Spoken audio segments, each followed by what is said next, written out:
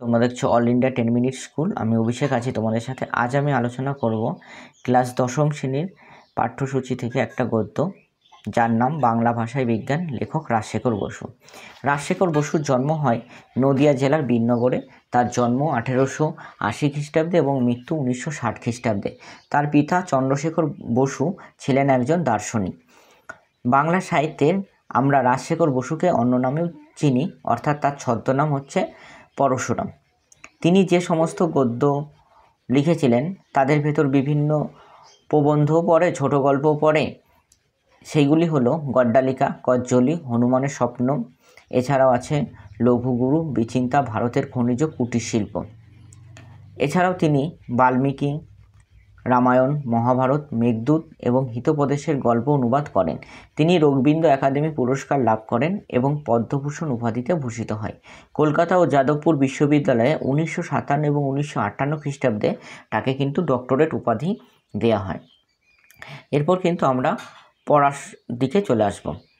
প্রথমে আসছি যাদের জন্য বিজ্ঞান বিষয় বাংলা গ্রন্থ বা প্রবন্ধ লেখা হয় তাদের মোটামুটি দুটি শ্রেণীতে ভাগ করা যেতে পারে। অর্থাৎ আমরা যে বিজ্ঞান ভাষাটা পড়ি সেটা কিন্তু আগেকার দিনে অনেক কঠিন নিয়ে লেখা হতো, তো বর্তমানে কিন্তু সেটা অনেকটাই বাংলাতে চলে এসেছে। বাংলাতে আসার ফলে কি হচ্ছে, তাদের বাংলাতে যারা পড়ছে তাদের দুটো শ্রেণীতে ভাগ করা হয়েছে, একটা হচ্ছে প্রথম শ্রেণী, একটা দ্বিতীয় শ্রেণী।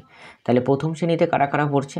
প্রথমত যারা ইংরাজি জানে না বা অতি অল্প জানে, তাহলে তারা হচ্ছে প্রথমের দিকে এই ভাগটায় কারা কারা পড়ছে না, এর ভাগটা পড়ছে অল্প বয়স্ক ছেলে মেয়ে এবং অল্প শিক্ষিত বয়স্ক লোক এই শ্রেণীতে পড়ে।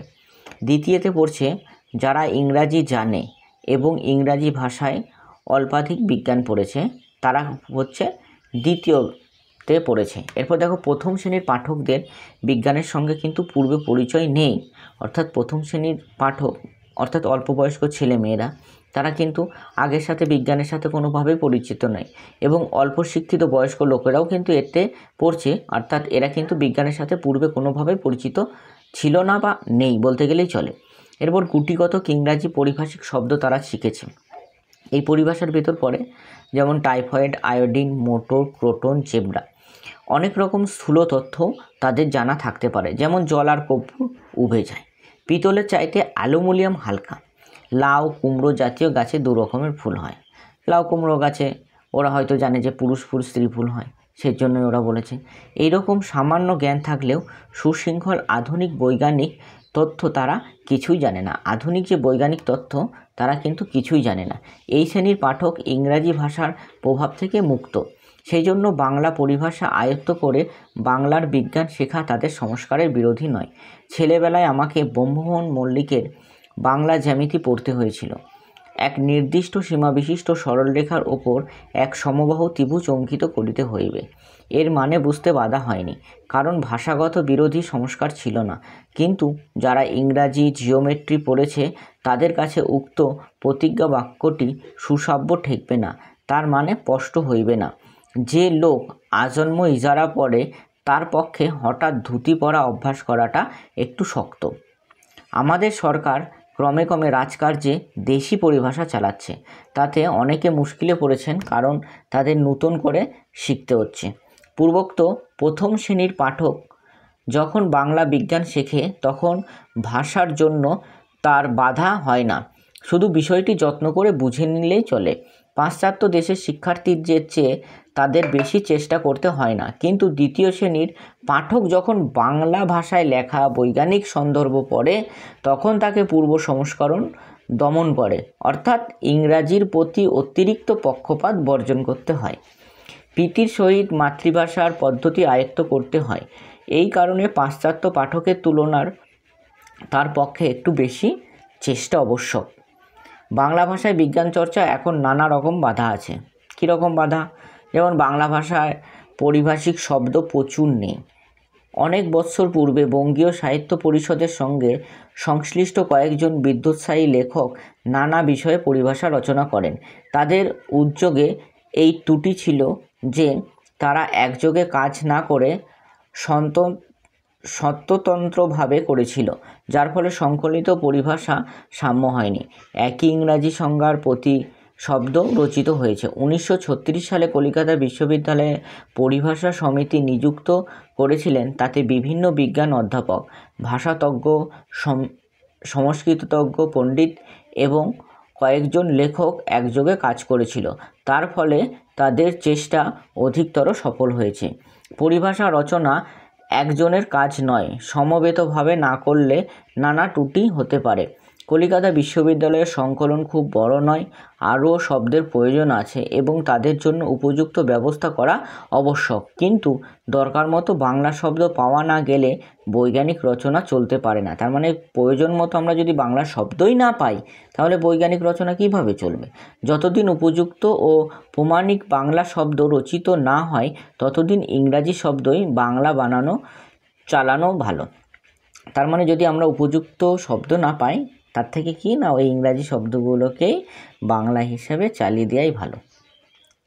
বিশ্ববিদ্যালয়ে নিযুক্ত সমিতির বিস্তর ইংরেজ শব্দ বজায় রেখেছেন। তার বিধান দিয়েছেন যে নবাগত রাসায়নিক বস্তুর ইংরাজি নাম বাংলা বানানে চলবে। যেমন কি আছে?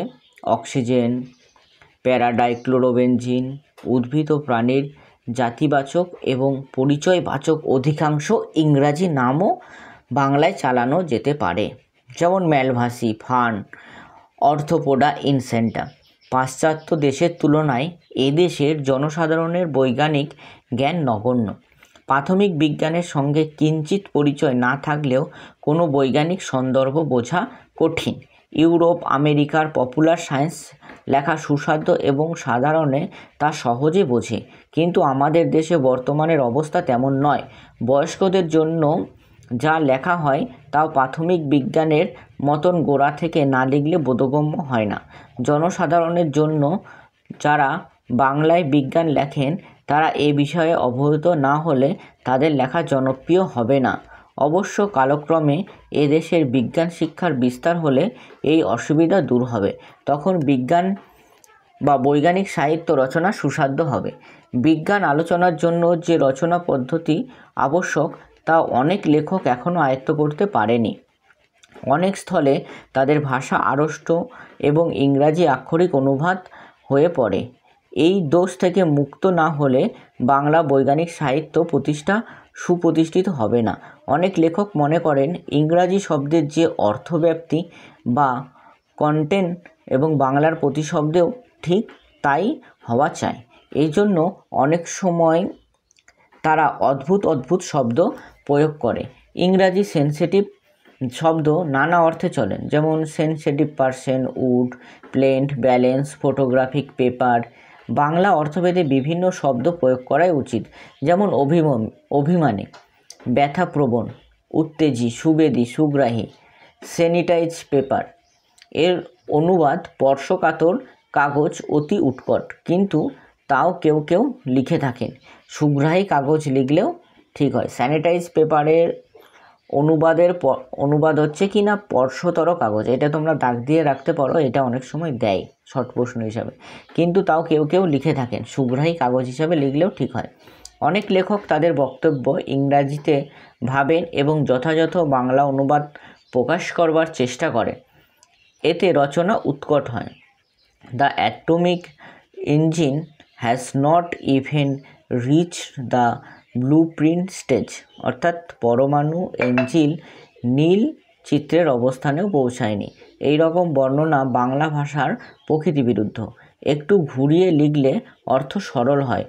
পরমাণু ইঞ্জিনের নকশা পর্যন্ত এখনও প্রস্তুত হয়নি। তারপর আছে দেখো, when sulphur burns in the air the nitrogen does not take part in the reaction. যখন গন্ধক হাওয়ায় পড়ে, তখন নাইট্রোজেনের প্রতিক্রিয়ার অংশ গ্রহণ করে না। এই রকম মাছিমারা নকল না করে নাইট্রোজেনের কোনো পরিবর্তন হয় না লিখলেও বাংলা ভাষা বজায় থেকে যায়। অনেকে মনে করেন যে পারিভাষিক শব্দ বাদ দিয়ে বক্তব্য প্রকাশ করলে রচনা সহজ হয়। এই ধারণা পুরোপুরি কিন্তু ঠিক নয়। স্থান বিশেষে পারিভাষিক শব্দ বাদ দেওয়া চলে। যেমন অমেরুদণ্ডীর বদলে আমরা লিখতে পারি যেসব জন্তুর শিরদাঁড়া নেই। আলোর তরঙ্গ বদলে আলোর কাঁপন নাচন লিখলে কিছু মাত্র সহজ হয় না। পরিভাষার উদ্দেশ্য ভাষার সংক্ষেপ, এর অর্থ সুনির্দিষ্ট করা। যদি বারবার কোনো বিষয়ের বর্ণনা দিতে হয় তবে অনর্থক কথা বেড়ে যায়, তাতে পাঠকের অসুবিধা হয়। সাধারণের জন্য যে বৈজ্ঞানিক সন্দর্ভ লেখা হয় তাতে অল্প পরিচিত পারিভাষিক শব্দের প্রথমবার প্রয়োগের সময় তার ব্যাখ্যা দেওয়া আবশ্যক, কিন্তু পরে শুধু বাংলা পারিভাষিক শব্দটা দিলেই চলে।